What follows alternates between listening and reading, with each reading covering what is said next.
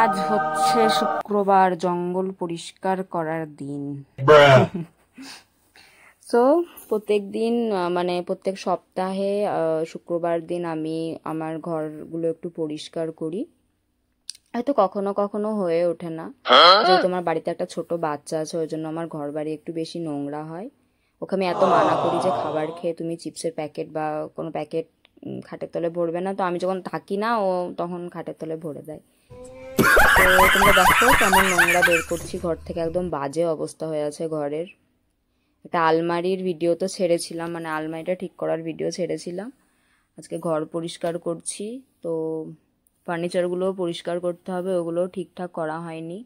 একটু ঝেড়ে নিচ্ছিলাম জাস্ট, মানে যেহেতু খুব নোংরা ছিল তাই জাস্ট একটু ঝেড়ে নিচ্ছিলাম, একটু ধুলো পড়েছিল তাই ঝেড়ে নিচ্ছিলাম।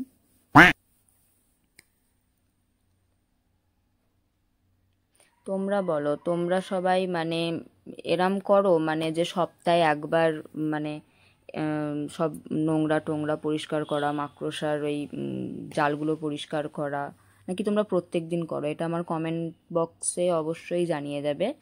আমি সপ্তাহে একবার করার চেষ্টা করি, বাট আমার হয়ে ওঠে না। আমি করার চেষ্টা করি,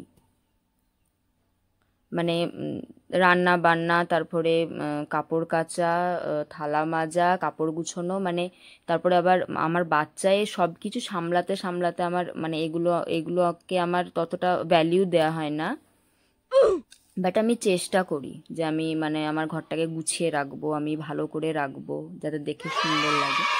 আমি সেটা চেষ্টা করি গুছিয়ে রাখার। সো এটা হচ্ছে এরপরে, এটা হচ্ছে আমার ফাইনাল লুক, মানে ঘর মোছার পরে সব নোংরা টোংরা ফেলে দিয়ে আমি আমার ডাইনিং টেবিলটা আমার মানে আমি একদিকে ছিল সেটা আমি আরেক দিকে করেছি। মানে কোনো জিনিস না অর্গানাইজ করে রাখতে আমার খুব ভাল লাগে। মানে একটা জায়গাতে একটা জিনিস আছে, সেটাকে আমি অন্য জায়গায় শিফট করলাম, এই জিনিসটা আমার খুব ভাল লাগে দেখতে, আমার খুব ভাল লাগে এই জিনিসটা, তাই আমি এটা প্রায় করে থাকি ছোটখাটো